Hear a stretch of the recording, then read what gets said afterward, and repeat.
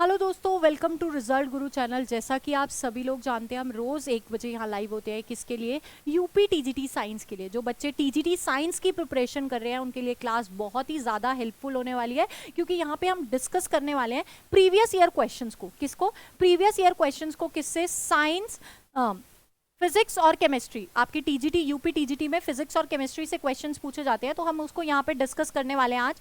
तो जल्दी से सेशन को ज्वाइन कर ले ताकि आज का लेक्चर हम शुरू कर सके।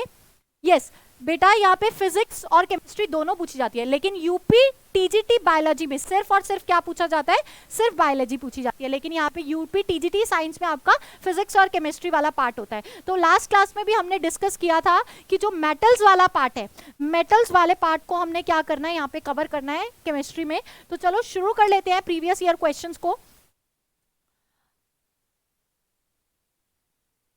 अगर हम बात करें प्रीवियस ईयर क्वेश्चन की, तो क्या क्या क्वेश्चन पूछे जाते हैं उनको हमने डिस्कस करना है।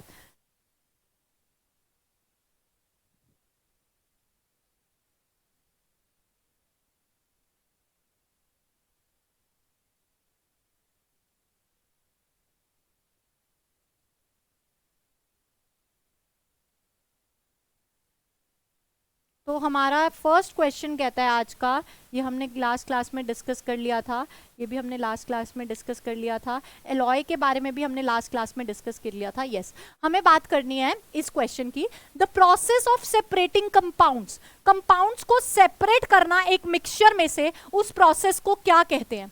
उस प्रोसेस को क्या कहते हैं? डिसजंक्शन कहते हैं, फिल्टरिंग कहते हैं, एनालिसिस कहते हैं, या प्यूरिफिकेशन कहते हैं। तो यहाँ पे अगर हम बात करें प्यूरिफिकेशन की, तो प्यूरिफिकेशन क्या है? ये एक प्रोसेस है। प्यूरिफिकेशन क्या है? एक प्रोसेस है। Purification is a process in which the separation of compound from mixture takes place. क्या होता है यहाँ पे? कंपाउंड्स में से, सॉरी मिक्सचर में से हम कंपाउंड्स को, क्या कर सकते हैं? सेपरेट कर सकते हैं। इस प्रोसेस को कहते हैं प्यूरिफिकेशन। ठीक है, यहाँ पे इस प्रोसेस को क्या कहते हैं? प्यूरिफिकेशन कहते हैं। तो यही आपसे पूछा गया है, वो प्रोसेस बताओ जिसमें से आप कंपाउंड्स को अलग कर रहे हो। किसमें से? एक मिक्सचर में से। ठीक है, यहाँ पे अगर आपको देखो तो यहाँ लिखा है purification is the separation of compound. क्या है ये? कंपाउंड का सेपरेशन है। किसमें से? मिक्सचर में से, इनटू देयर स्पेसिफिक फॉर्म, एक स्पेसिफिक फॉर्म के अंदर। The substance which is obtained by mixing और 2 और मोर एलिमेंट, उसको हम मिक्सचर कहते हैं। मिक्सचर किसको कहते हैं? मोर देन 2 एलिमेंट्स, 2 एलिमेंट्स से ज्यादा का ऐड करके हम क्या बनाते हैं? मिक्सचर बनाते हैं। The mixture can be obtain from, किससे ऑब्टेन्ड होता है मिक्सचर? एक मैकेनिकल मेथड से आप ऑब्टेन कर सकते हो। अगर आपने क्या किया, आपने सैंड और किसको, सैंड और पत्थर, पेबल्स को मिक्स कर दिया, तो वो मिक्सचर बन गया। अब आपको छान रहे हो, उसको फिल्ट्रेशन प्रोसेस से अलग कर रहे हो, तो मैकेनिकल और फिजिकल प्रोसेस से आप चीजों को क्या कर सकते हो? अलग कर सकते हो। अगर पानी के अंदर आपने मिट्टी को घोल दिया, अब पानी को फिल्टर कर रहे हो, तो वहां से सैंड भी अलग कर रहे हो और पानी भी अलग कर रहे हो। तो ऐसे ही मिक्सचर में से कंपाउंड्स को अलग करने की प्रोसेस को प्यूरिफिकेशन कहते हैं। होमोजीनियस मिक्सचर, अब ये देखो मिक्सचर क्या होते हैं, अभी मैंने आपको बताया मिक्सचर के बारे में। ठीक है, मिक्सचर क्या होते हैं? मिक्सचर 2 और मोर सब्सटेंसेस या कंपाउंड से बन के मिलते हैं। कंपाउंड या सब्सटेंसेस से मिलके बनता है जो, वो मिक्सचर कहलाता है। मिक्सचर क्या कितने तरह के होते हैं? 2 तरह के होते हैं। कौन कौन से? एक होमोजीनस मिक्सचर, और दूसरे हेट्रोजीनस मिक्सचर। अगर मैं होमोजीनस मिक्सचर की बात करूं, तो होमोजीनस मिक्सचर ऊपर से लेकर नीचे तक, अगर आपने क्या किया, इस पानी के अंदर सॉल्ट को ऐड कर दिया, सॉल्ट प्लस वाटर ऐड कर दिया, तो आप ये नहीं बता सकते हो कि कहां पे सॉल्ट ज्यादा है, कहां पे सॉल्ट कम है। ये थ्रू आउट सॉल्यूशन कैसा होता है? एक जैसा होता है, इवनली डिस्ट्रीब्यूटेड होता है। ऊपर से लेकर नीचे तक क्या होता है? इवनली डिस्ट्रीब्यूटेड होता है। लेकिन हेट्रोजीनस मिक्सचर क्या होता है? हेट्रोजीनस मिक्सचर में अगर आप पानी के अंदर, वाटर के अंदर किसको ऐड कर दो? सॉइल को, मिट्टी को ऐड कर दो, तो आप देखोगे कि यहाँ नीचे सॉइल के पार्टिकल्स दिख रहे हैं आपको और ऊपर पानी दिख रहा है। ऊपर क्या दिख रहा है आपको? पानी दिख रहा है, और नीचे आपको क्या दिख रहा है? सॉइल के पार्टिकल्स दिख रहे हैं, वो डिसॉल्व नहीं हो रहे। तो मतलब ये थ्रू आउट इवनली डिस्ट्रीब्यूटेड नहीं है पूरे के पूरे सॉल्यूशन के अंदर, ठीक है। तो हेट्रोजीनस और होमोजीनस मिक्सचर ये होते हैं। Homogeneous mixture are form and component are mixed in definite proportion, एक डेफिनेट और एक यूनिफॉर्म प्रोपोर्शन में जब ऐड होते हैं, यूनिफॉर्मली क्या होते हैं? मिक्स्ड होते हैं, इसको कहते हैं होमोजीनस मिक्सचर, ठीक है। क्लियर है इतनी बात? चलें आगे। चलो नेक्स्ट क्वेश्चन देखो। तो आपको मिक्सचर समझ में आ गया, और मिक्सचर को अलग करने के प्रोसेस को, मिक्सचर में से कंपाउंड्स को अगर अलग करना है, इस प्रोसेस को क्या कहते हैं? प्यूरिफिकेशन कहते हैं। नेक्स्ट क्वेश्चन देखो, एक रासायनिक यौगिक दो तत्वों से बना है, क्या बोला है? अ केमिकल कंपाउंड, एक केमिकल कंपाउंड है, दो एलिमेंट से बना है, दो एलिमेंट से बना हुआ है। जैसे वाटर की मैं बात कर लूं, H2O, क्या है ये? वाटर। ये दो एलिमेंट से बना है, कौन कौन से? एक तो हाइड्रोजन और दूसरा ऑक्सीजन। वो कंपाउंड जो दो एलिमेंट से बना हुआ होता है, वो कंपाउंड जो दो एलिमेंट से बना हुआ होता है, उसको क्या कहते हैं? बाइनरी कहते हैं, बाइकार्बोनेट कहते हैं, टर्नरी कहते हैं, या एम्फोटेरिक कहते हैं। यस, वो केमिकल कंपाउंड जो कितने एलिमेंट से बना है? दो एलिमेंट से मिलके बना है, उसको क्या कहते हैं? हम बाइनरी कहते हैं। क्या बोलते हैं उसको? बाइनरी बोलते हैं। तो binary is correct option, binary is correct option. क्या है? अ केमिकल कंपाउंड, एक केमिकल कंपाउंड किससे मिलके बना है? दो एलिमेंट से मिलके बना है, और उसको हम क्या बोल रहे हैं? बाइनरी बोल रहे हैं। Compound is that pure substance which is formed as a result of chemical combination of two or more element, दो और दो से ज्यादा एलिमेंट से मिलके बना कंपाउंड क्या कहलाता है? मिलके बने एलिमेंट्स क्या कहलाते हैं? कंपाउंड्स कहलाते हैं। क्या कहलाते हैं? कंपाउंड कहलाते हैं, ठीक है। अगर हम बात करें कंपाउंड्स की, किसकी बात करें? कंपाउंड्स की। यहां देखो, किसकी बात करेंगे अब हम? कंपाउंड्स की। कंपाउंड्स क्या है? To or more than to, or more than two elements मिलकर क्या बना रहे हैं? कंपाउंड्स बना रहे हैं। Suppose hydrogen plus oxygen, hydrogen plus oxygen मिलके क्या बना रहे हैं? वाटर बना रहे हैं। तो दो एलिमेंट मिलके क्या बना रहे हैं? एक कंपाउंड बना रहे हैं, ठीक है। इतनी बात क्लियर है? यहाँ पे क्या बोला गया? दो या दो से ज्यादा एलिमेंट्स मिलके क्या बनाता है? कंपाउंड बनाता है। अब आपने देखा यहाँ पे दो एलिमेंट्स क्या हुए? मिक्स हुए। लेकिन जो हाइड्रोजन की प्रॉपर्टी है, जो ऑक्सीजन की प्रॉपर्टी है, वो वाटर की प्रॉपर्टी नहीं होगी। वाटर की प्रॉपर्टी बिल्कुल अलग होगी इसके एलिमेंट से। इसके कंपाउंड की प्रॉपर्टीज हमेशा अलग होती है किसकी? उसके एलिमेंट से। ऐसा नहीं है जो हाइड्रोजन की प्रॉपर्टी है वही वाटर की भी प्रॉपर्टी होगी, या जो ऑक्सीजन की प्रॉपर्टी है वही वाटर की भी प्रॉपर्टी होगी। तो क्या बोला गया? इसकी प्रॉपर्टी बिल्कुल अलग होती है किससे? वाटर से, ठीक है। क्लियर है इतनी बात? चलो, तो यही आपसे बोला गया था। क्या बोला गया था? यहां पे यही बोला गया था कि जो प्रॉपर्टी होती है किसकी? एलिमेंट्स की, वो क्या होती है? कंपाउंड की प्रॉपर्टी से अलग होती है, ठीक है। The boiling and melting point of compounds are fixed. अब क्या बॉइलिंग पॉइंट होगा? अब जैसे कितने टेम्परेचर पे वाटर बॉयल हो रहा है? 100 डिग्री सेल्सियस पे, या कितने उस पे ये फ्रीज हो रहा है? 0 डिग्री सेल्सियस पे। तो ये क्या है? फिक्स्ड है। तो कंपाउंड का बॉइलिंग पॉइंट और मेल्टिंग पॉइंट भी क्या होगा?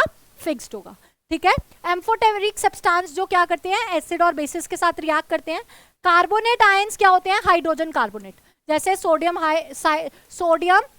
हाइड्रोजन कार्बोनेट, या सोडियम बाइकार्बोनेट भी कहते हैं इसको, ठीक है। टर्म बाइकार्बोनेट किसने दिया था? विलियम वॉटसन ने दिया था। तो यहां पे आपसे पूछा गया था कि दो या दो से ज्यादा एलिमेंट मिलके क्या बनाते हैं? तो दो या दो से ज्यादा एलिमेंट मिलके कंपाउंड बनाते हैं, ठीक है। क्लियर है इतनी बात? चले आगे। चलो नेक्स्ट क्वेश्चन देखो।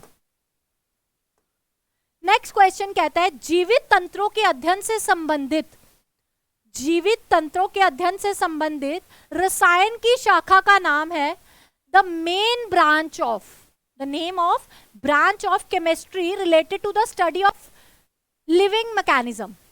वो स्टडी ऑफ केमिस्ट्री किसकी? साइंस का विज्ञान का वो अध्ययन जिसमें हम क्या पढ़ते हैं, लिविंग मैकेनिज्म का रिलेशन पढ़ते हैं किसके साथ, केमिस्ट्री के साथ, वो क्या कहलाती है, ऑर्गेनिक केमिस्ट्री कहलाती है, फिजिकल केमिस्ट्री कहलाती है, बायोलॉजिकल केमिस्ट्री कहलाती है, या इनऑर्गेनिक केमिस्ट्री कहलाती है।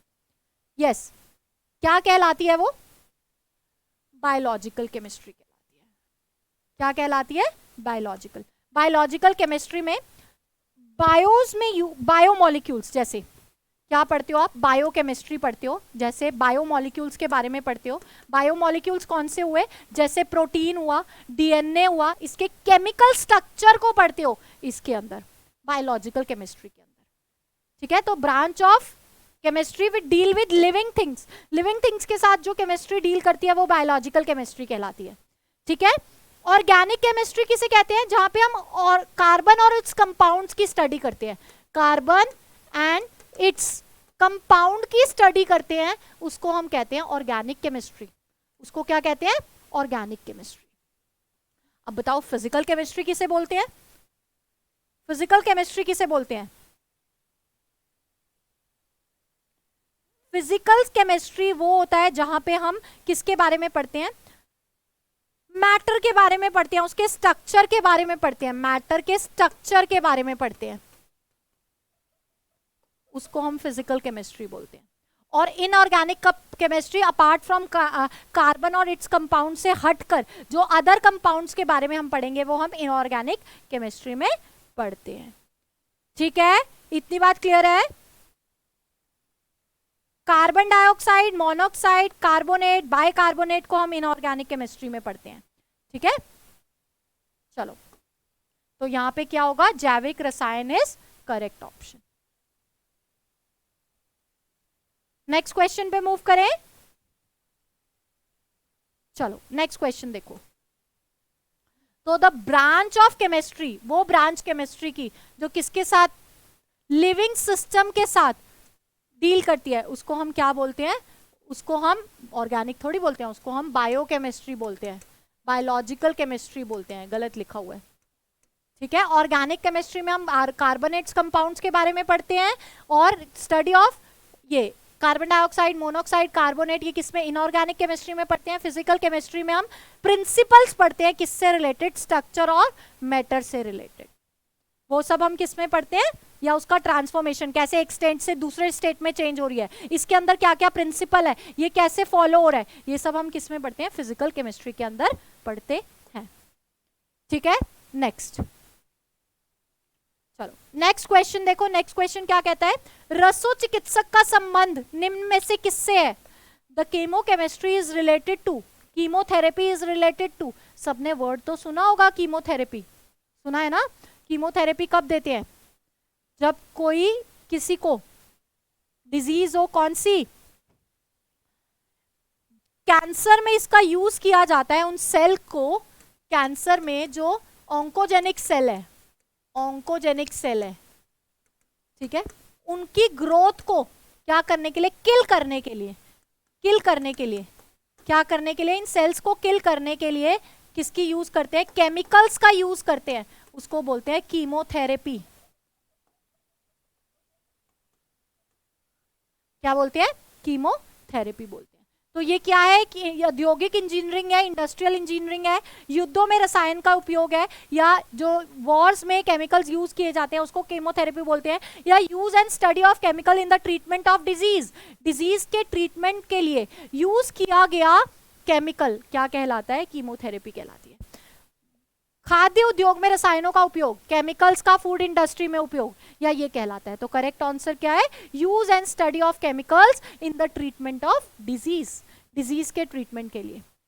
ठीक है, तो यहां देख सकते हैं chemotherapy is concern with the use and study of chemicals in the treatment of disease. जैसे जिंक ऑक्साइड, सल्फर, आयोडीन का यूज करते हैं किसके अंदर, इन केमिकल्स का यूज करते हैं डिजीज को बचने के लिए या ट्रीटमेंट के लिए। जिंक ऑक्साइड का यूज हम ऑइंटमेंट बनाने में भी यूज करते हैं, क्या बनाने में यूज करते हैं, ऑइंटमेंट बनाने में भी यूज करते हैं। कौन से, जैसे जो जेल बनते हैं, जिससे आप क्या, जब आपको चोट लग जाती है, हाथ पैर में दर्द होने लग जाता है, तो जेल लगाते हो ना, उसके ऊपर एक ऑइंटमेंट लगाते हो।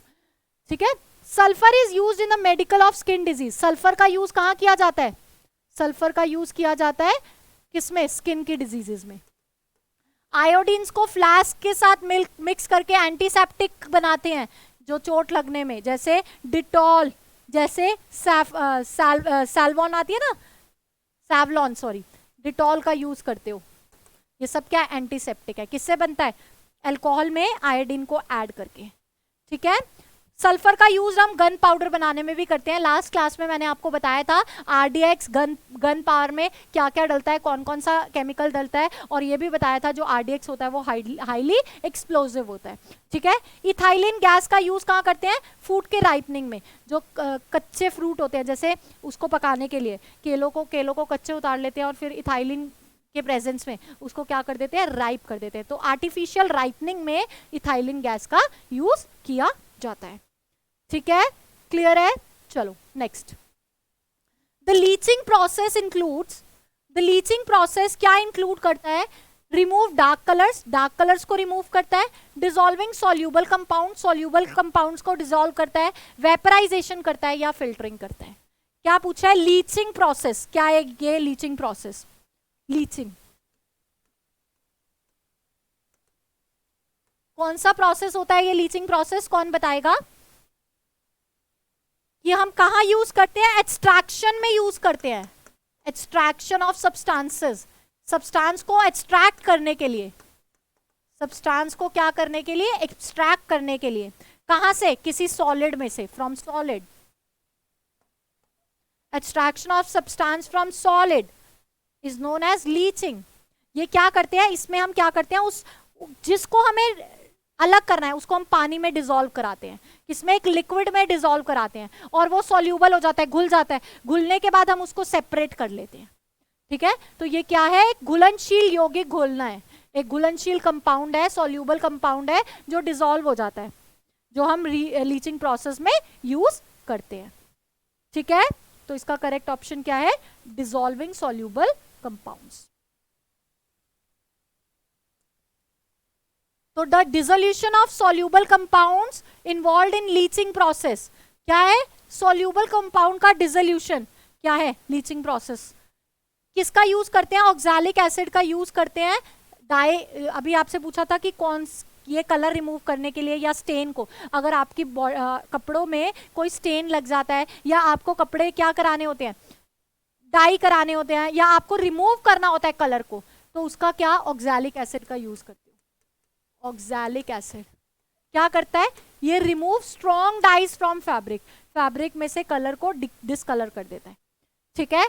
Leaching process is used in extraction of substances from solid. This is achieve by dissolving given substance into liquid. किसी लिक्विड के अंदर अगर उस सब्सटेंस को घोल दिया जाए और फिर उसमें से उस सब्सटेंस को रिमूव करना क्या कहलाता है? लीचिंग प्रोसेस कहलाता है। इसीलिए लीचिंग प्रोसेस में एक बहुत इंपॉर्टेंट चीज होती है कि वो कंपाउंड क्या होना चाहिए? सॉल्यूबल होना चाहिए, घुलनशील होना चाहिए। ठीक है। ये क्या है? ये प्रॉपर्टी होनी चाहिए।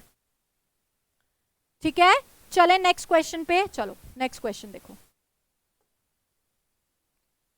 जिस बिंदु पर किसी पदार्थ की ठोस, तरल और गैसीय रूप का सह अस्तित्व होता है उसे क्या कहते हैं? The point at which solid, liquid, gas forms a coexist। मतलब अगर वाटर है, अगर पानी है, तो वो किस स्टेट में होगा? सॉलिड में भी होगा, मतलब आइस में भी होगा, लिक्विड में भी होगा, पानी में भी होगा, वाटर में भी होगा, और वो गैस में भी होगा, वेपर की फॉर्म में भी होगा। ऐसी कंडीशन, ऐसा पॉइंट जिसमें एक सब्सटेंस तीनों फॉर्म्स में एग्जिस्ट कर रहा है, उसको क्या कहते हैं? आपको ऑप्शंस दे रखे हैं। वो उसका बॉइलिंग पॉइंट होता है, वो उसका मेल्टिंग पॉइंट होता है, वो उसका ट्रिपल पॉइंट होता है, या उसका फ्रीजिंग पॉइंट होता है। यस, कौन बताएगा इसका correct option? Everybody in the chat box फटाफट से बताओ क्या होगा इसका करेक्ट ऑप्शन? क्या होता है? जब भी the point eight which solid liquid forms को एग्जिस्ट, सारे एक साथ एग्जिस्ट कर रहे होंगे, तो ऐसे पॉइंट को कहते हैं ट्रिपल पॉइंट। क्या बोलते हैं? ट्रिपल पॉइंट बोलते हैं। क्या बोलते हैं? Triple point. वो टेम्परेचर जहां पे तीनों स्टेट एग्जिस्ट कर रही है, temperature at which 3 states exist, तीनों स्टेट्स एग्जिस्ट कर रही है, वो क्या कहलाती है? ट्रिपल पॉइंट कहलाती है। ठीक है, क्लियर है? भूलोगे तो नहीं। किसकी बात करी हमने? वाटर की। वाटर यहाँ पे आइस सॉलिड भी होगा, लिक्विड भी होगा और गैसियस फॉर्म में भी होगा, वेपर की फॉर्म में भी होगा। ठीक है, चलो नेक्स्ट क्वेश्चन देखो। तो इसको क्या कहते हैं? ट्रिपल पॉइंट कहते हैं। Next, the point eight which solid, liquid और गैसेस तीनों क्या कर रही है? कोएग्जिस्ट कर रही है, उसको क्या कहते हैं? ट्रिपल पॉइंट कहते हैं। The temperature where all 3 states found, जहां पे तीनों स्टेट फाउंड हो रही है, उसको क्या बोल रहे हैं? ट्रिपल पॉइंट ऑफ वाटर बोल रहे हैं। ट्रिपल पॉइंट ऑफ वाटर क्या है? -273.6 केल्विन या 0.001 डिग्री सेल्सियस। अगर ये पूरा ही 0 हो जाता तो ये वेपर फॉर्म में मिलता, लेकिन यहाँ पे 0.00 है, तो ये ट्रिपल पॉइंट है। यहाँ पे तीनों फॉर्म में एग्जिस्ट करेगा क्या? वाटर। ठीक है, जेम्स थॉमसन ने इसको सबसे पहले दिया था। किसने दिया था? ये भी कई बार क्वेश्चन पूछा गया है कि ये जो ट्रिपल पॉइंट का इन्वेंशन है या ये जो टर्म है, किसने सबसे पहले डिस्कस करी थी? तो जेम्स थॉमसन ने डिस्कस करी थी, जिसमें उन्होंने बताया था कि एक कंपाउंड है वो तीनों स्टेट्स में एग्जिस्ट कर रहा है, लिक्विड में भी, गैस में भी और सॉलिड में भी। ठीक है, कुछ अदर भी है, कुछ other triads points of some major substances, कुछ अदर भी है सब्सटेंसेस जो जिनका पॉइंट दे रखा है आपको, जैसे एसिटलाइन 192.4 के या -80 डिग्री सेल्सियस पे ये क्या होता है? तीनों फॉर्म्स में होता है। अमोनिया का -77.75 डिग्री सेल्सियस पे तीनों फॉर्म पे मिलेगा। कार्बन डाइऑक्साइड -56.6 पे आपको सारी स्टेट में मिलेगा। और आपको इसकी ड्राई स्टेट भी पता है, ड्राई आइस क्या होता है? Solid form. किसकी? कार्बन डाइऑक्साइड होती है ना, जो आपके किस में यूज करते हो, जैसे स्टेजेस में जो परफॉर्म होते हैं उसमें धुएं निकल रहे होते हैं, कहाँ? ड्राई आइस की वजह से निकल रहे होते हैं। ऑक्सीजन की -218.79 डिग्री सेल्सियस, नाइट्रोजन की -20.9 डिग्री सेल्सियस। तो ये कुछ क्या है? ट्रिपल पॉइंट्स हैं। ट्रिपल पॉइंट याद रखना, ट्रिपल पॉइंट में कोई सब्सटेंस तीनों स्टेट्स में एग्जिस्ट करेगा, तीनों स्टेट्स में एग्जिस्ट करेगा। क्लियर है?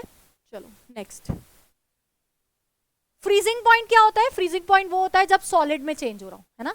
फ्रीजिंग पॉइंट क्या होता है? It changes into solid. जैसे पानी है, पानी जब बर्फ में बदल रहा है, वाटर जब है लिक्विड से किस में बदल रहा है? आइस में। जब वो बर्फ बनेगी, जिस पॉइंट पे वो सॉलिड हो जाएगा, उस पॉइंट को हम क्या कहते हैं? फ्रीजिंग पॉइंट कहते हैं। कितना होता है? 0 डिग्री सेल्सियस। कितना होता है? 0 डिग्री सेल्सियस। मेल्टिंग पॉइंट क्या होता है? जिसपे वो सॉलिड किस में टर्न हो जाए? लिक्विड में। अब आइस था, ये कंप्लीटली किस में हो जाए? लिक्विड में बदल जाए। कितने पे होता है? एक सर्टेन टेम्परेचर पे होता है। The melting point of ice is 0 degree Celsius. 0 degree पे ये बिल्कुल क्या होगा? मेल्ट हो जाएगा। Usually the melting and freezing points are equal. दोनों क्या है? इक्वल है। एडिंग एन इम्प्योरिटी, लेकिन अभी तो इक्वल है, लेकिन जब आप कुछ इम्प्योरिटी ऐड कर देते हो, जैसे पानी के अंदर कुछ मिला दिया आपने, तो इसका मेल्टिंग पॉइंट बढ़ जाता है। क्या बढ़ जाता है? मेल्टिंग और बॉइलिंग पॉइंट, सॉरी, जो मेल्टिंग पॉइंट है वो लोअर हो जाता है, मतलब कम हो जाता है, और बॉइलिंग पॉइंट बढ़ जाता है, क्योंकि और टाइम लगेगा उसको क्या होने में? बॉयल होने में। ठीक है, लेकिन मेल्ट जल्दी हो जाएगा, क्योंकि वाटर को सबसे ज्यादा टाइम लगता है, उससे कम ही टाइम लगेगा उन चीज को क्या होने में? मेल्ट होने में। ठीक है, क्लियर है इतनी बात? चले नेक्स्ट क्वेश्चन पे। चलो देखो नेक्स्ट क्वेश्चन क्या कहता है। नेक्स्ट क्वेश्चन कहता है,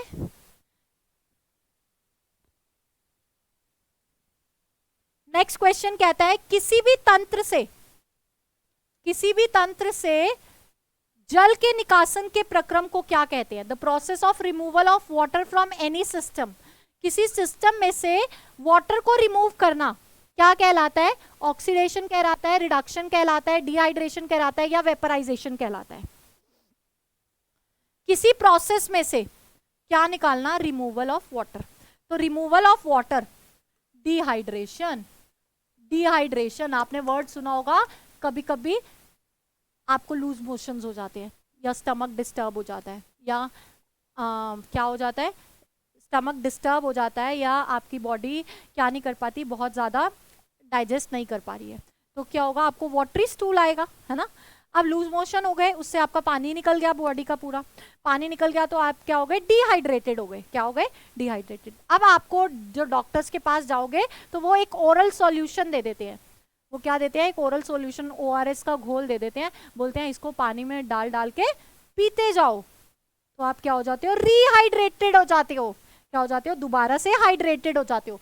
तो डिहाइड्रेशन मतलब removal of water, removal of water, water का निकलना, डिहाइड्रेशन। और रिहाइड्रेशन मतलब, रिहाइड्रेशन मतलब addition of water, addition of water.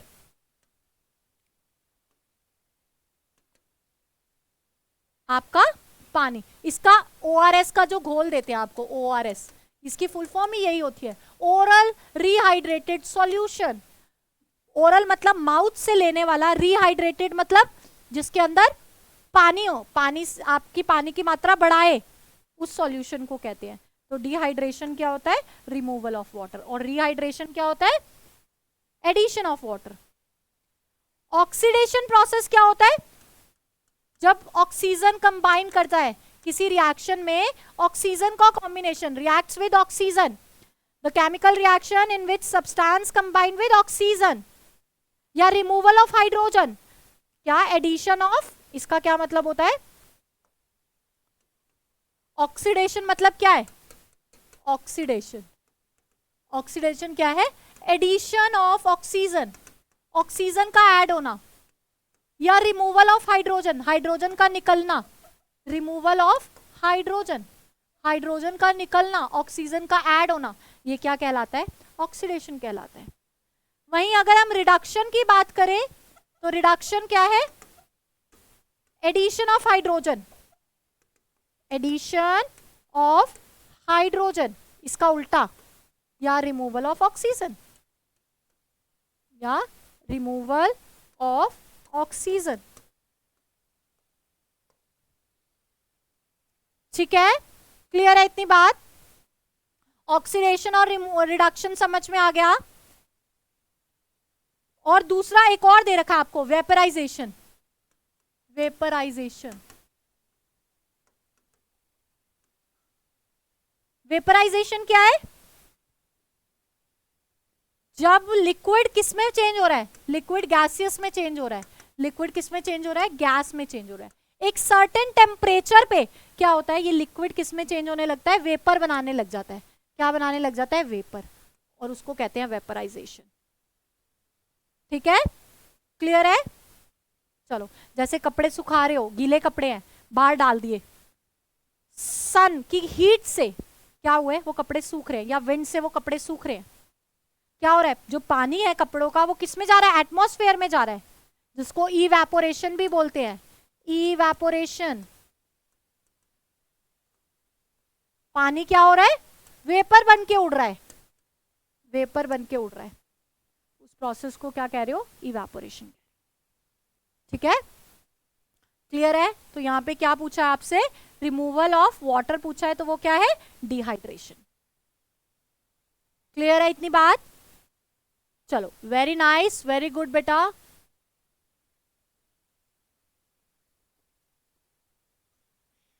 Next देखो, डिहाइड्रेशन।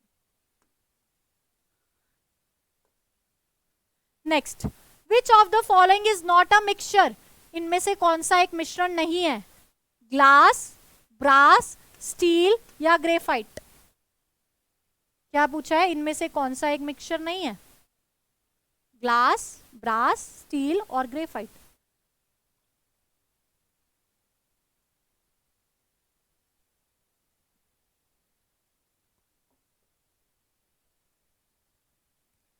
अगर मैं ब्रास की बात करूं, सबसे पहले किसकी बात हो रही है, ब्रास की बात हो रही है। तो ब्रास किससे बनता है, कॉपर और जिंक से मिलके बनता है, कॉपर प्लस जिंक से मिलके बनता है, तो ये तो एक मिक्सचर है, इसको तो हम एलॉय कहते हैं, और एलॉय क्या है, एक मिक्सचर है, ये क्या है, एक एलॉय है, और एलॉय क्या है, एक मिक्सचर है।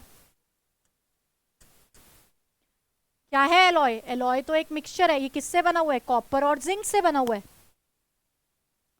कौन सा? किसकी बात हो रही है? ब्रास की बात हो रही है। ठीक है, अगर हम स्टील की बात करें, स्टील की, तो ये तो आयरन प्लस कार्बन, ये भी क्या है? एलॉय है। ये भी क्या है? एलॉय है। ये भी किससे मिलके बना हुआ है? ठीक है, क्लियर है? अब जो ग्लास होता है, जो ग्लास होता है, ये जो कांच होता है, ये भी एक मिक्सचर होता है। क्यों एक मिक्सचर होता है? क्योंकि ये किससे मिलके बना होता है? ये सोडियम, कैल्शियम और सिलिका से मिलके बना होता है ग्लास। तो ये भी क्या है? एक मिक्सचर है। लेकिन जो ग्रेफाइट है वो क्या है? वो एक मिक्सचर नहीं है। फिर क्या है ग्रेफाइट? ग्रेफाइट क्या है? ये तो एलोट्रॉप है। किसका? एलोट्रॉप मतलब टाइप है किसकी? कार्बन की। कार्बन का एलोट्रॉप है ये। ठीक है, और ये गुड कंडक्टर ऑफ इलेक्ट्रिसिटी भी है। ये क्या है? गुड कंडक्टर ऑफ इलेक्ट्रिसिटी भी है। क्लियर है? Good conductor of electricity. जबकि क्या नॉन मेटल तो गुड कंडक्टर नहीं होते, लेकिन ये तो गुड कंडक्टर है। ठीक है, क्लियर है इतनी बात? तो चलो, तो ग्रेफाइट जो है वो क्या नहीं है? वो एक मिक्सचर नहीं है, नॉट अ मिक्सचर। तो फिर मिक्सचर नहीं है तो क्या है? मिक्सचर नहीं है तो फिर क्या है? Not a mixture, it is a, क्या है? जल्दी बोलो, व्हाट इज दिस? अगर ये क्या नहीं है, अगर ये मिक्सचर नहीं है तो फिर क्या है? It is allotrope. किसका? कार्बन का। क्या है ये? कार्बन का एलोट्रॉप है। ठीक है, क्लियर है इतनी बात? चले आगे, चलो नेक्स्ट क्वेश्चन देखो। तो ये क्या है? एलोट्रॉप है किसका? कार्बन का। तो graphite is not a mixture, ये एक मिक्सचर नहीं है। ग्रेफाइट जो है वो मिक्सचर नहीं है। ठीक है, ये क्या है? एक यूनिक कार्बन है। क्या है? एक यूनिक कार्बन है। इसको एलोट्रॉप ऑफ कार्बन भी बोलते हैं। एलोट्रॉप ऑफ कार्बन, कार्बन का एलोट्रॉप है ये। ठीक है, ये लस्ट्रस होता है, चमकदार होता है, गुड कंडक्टर ऑफ इलेक्ट्रिसिटी है, इलेक्ट्रिसिटी का गुड कंडक्टर है। इसको ब्लैक लेड के नाम से भी जानते हैं। पेंसिल के आगे लेड होती है ना, ग्रेफाइट की। It is found in nature, nature में मिलता है। कहां पे रिड्यूस, इसको हम प्रोड्यूस कहां पे करते हैं?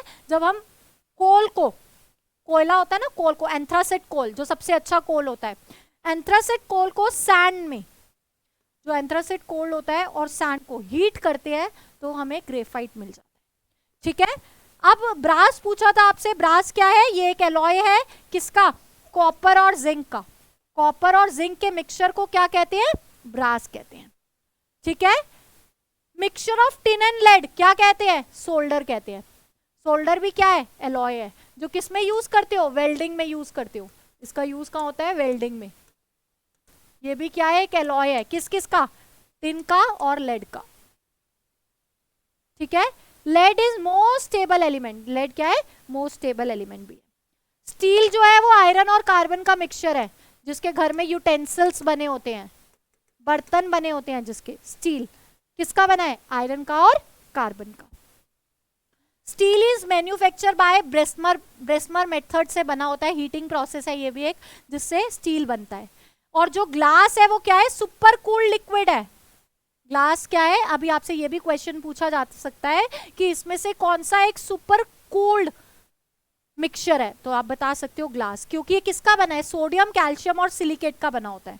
मैंने अभी आपको बताया, sodium plus calcium plus silicate का बना हुआ होता है क्या? ये ग्लास। ठीक है, क्लियर है इतनी बात? और आपको इसका केमिकल फॉर्मूला भी गिवन है। डन, चलो नेक्स्ट क्वेश्चन देखो। नेक्स्ट क्वेश्चन कहता है तापमान को तापमान को 0 डिग्री से कम करने के लिए बर्फ में मिलाए जाने वाला पदार्थ, वो पदार्थ बताओ जो क्या करता है? A substance added to ice to reduce the temperature below 0 degree. बर्फ में क्या मिलाते हैं कि उसका जो तापमान है किसका, बर्फ का, वो रिड्यूस हो जाता है। 0 डिग्री पे आपको क्या मिलता है? बर्फ मेल्टेड फॉर्म में मिलती है ना। अब आप क्या कर दो, उसमें कुछ ऐड कर दो कि वो क्या ना मिले, 0 डिग्री पे ना मिले, उसका मेल्टिंग पॉइंट कम हो जाए, तो मतलब इंप्योरिटी ऐड कर रहे हो। तो इंप्योरिटी क्या करता है? लोअर कर देता है। इंप्योरिटी क्या करता है? लोअर कर देता है। अभी मैंने आपको बताया मेल्टिंग पॉइंट को। तो ऐसा कौन सा पदार्थ है जो डाला जाता है ताकि क्या हो जाए? लोअर कर सके हम उसके टेम्परेचर को। आपने देखा है कभी वो जो आइसक्रीम लेके आते हैं रेडी पे, जो आइसक्रीम लेके आते हैं पहले के, अब तो उनके पास भी फ्रीजर्स होने लग गए, जब पहले थोड़े टाइम पहले क्या होता था, वो आइसक्रीम जिसमें लेके आते थे उसके आसपास सारी बर्फ लगी होती थी, और उस बर्फ में वो क्या ऐड कर देते थे? नमक ऐड कर देते। क्या ऐड कर देते थे? नमक ऐड कर देते थे। नमक मतलब सोडियम क्लोराइड। सोडियम क्लोराइड को ऐड कर देते थे तो उनकी जो बर्फ थी वो ज्यादा देर तक चलती थी और आइसक्रीम ज्यादा देर तक ठंडी रहती थी। ठीक है, बर्फ क्या होती थी? बहुत जल्दी मेल्ट नहीं होती थी। ठीक है, तो जिसके कारण क्या होता था? वो ज्यादा ठंडी रहती थी। तो किसके कारण? सोडियम क्लोराइड के कारण नमक डाल देते थे। ठीक है, ये बहुत सारे इंडस्ट्रीज में इसका यूज किया जाता है। ठीक है, अब सोडियम कार्बोनेट, मैग्नीशियम सल्फेट या लाइम, तो इसमें क्या है? सोडियम क्लोराइड है जो क्या कर देता है? लोअर कर देता है टेम्परेचर को, लोअर कर देता है आइस के टेम्परेचर को, लोअर आइस टेम्परेचर।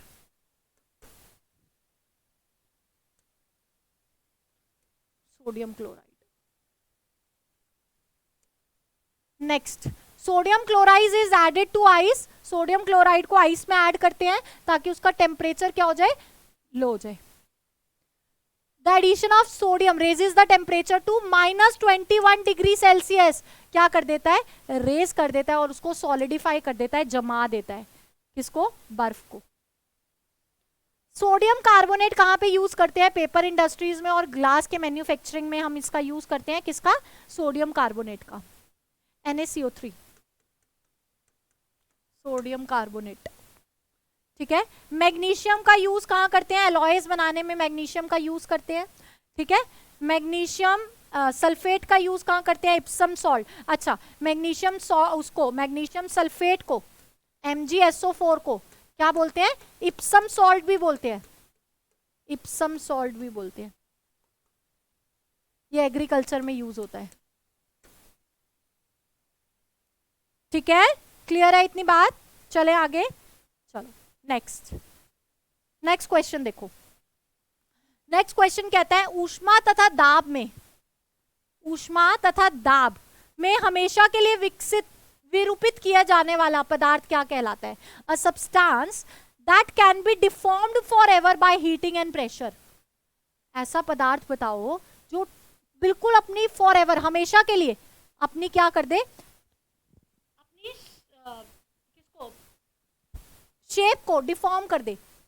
डिफॉर्म कर दे मतलब परमानेंट उसका चेंज आ जाए, फिर दोबारा वो नहीं बन सकती। तो उसको क्या कहते हैं? थर्मोप्लास्टिक, थर्मोस्टैट, रासायनिक यौगिक या बहुलक। यस, क्या कहते हैं उसको? बताती हूं मैं अभी। थर्मोप्लास्टिक। क्या बोला गया है? थर्मोप्लास्टिक। थर्मोप्लास्टिक वो होता है जिसको अगर आप एक बार हीट कर दो ना तो वो अपनी शेप क्या कर देती है? खराब कर देती है, वापस उस शेप में नहीं आ सकती। क्या कह रहे हैं? अगर आप इसको एक बार क्या कर दो? हीट कर दो तो ये वापस अपनी शेप नहीं लेती। वापस क्या नहीं लेती? अपनी शेप नहीं लेती। जबकि जो थर्मोस्टैट होता है, ये जो थर्मोस्टैट होता है, जो थर्मोस्टैट होता है वो कौन से होते हैं? जो बर्न करने के बाद, पहले तो हो गए थर्मोप्लास्टिक, थर्मोप्लास्टिक हो गए, दूसरे हो गए थर्मोप्लास्टिक हो गए। ठीक है, ये तो हो गए। थर्मोप्लास्टिक तो सॉफ्ट हो जाते हैं, ठीक है, ये तो अपनी इसको क्या करो, पहले हीट करो तो ये सॉफ्ट हो जाते हैं, फिर इसको किसी भी शेप में मोल्ड कर लो तो ये शेप नहीं चेंज करते। ठीक है, अब जो थर्मोसेटिंग होते हैं, ठीक है, जो थर्मोसेटिंग होते हैं वो क्या करते हैं, वो हीट होने के बाद, जो थर्मोसेटिंग होते हैं, थर्मोसेटिंग, इनको हीट करने के बाद क्या नहीं होता, ये अपनी शेप को, ये क्या होते हैं, ये जलने लग जाते हैं, ये कुछ शेप ही नहीं लेंगे, ये क्या करेंगे, जलने लग जाएंगे। ठीक है, जैसे बैकलाइट हो गया, रेजिनिन हो गए, ये सब क्या करते हैं, ये जलने लग जाते हैं। लेकिन जो थर्मोप्लास्टिक होते हैं ये क्या करते हैं, जल के आप प्लास्टिक को जलाओ और दोबारा से कूल करके उसको कोई शेप दे दो तो वो शेप में आ जाएगा, वो क्या होते हैं, थर्मोप्लास्टिक होते हैं। ठीक है, डिफॉर्म्ड फॉर एवर, वो क्या कर जाते हैं, परमानेंटली हीट करने के बाद डिफॉर्म कर जाते हैं, तो वो कौन से है, थर्मोप्लास्टिक है। और थर्मोसेटिंग कौन से होते हैं, जो सॉफ्ट हो जाते हैं, फिर हम उसको कूल करके कोई और शेप भी दे सकते हैं। ठीक है, क्लियर है, तो यहां देखो थर्मोप्लास्टिक क्या है,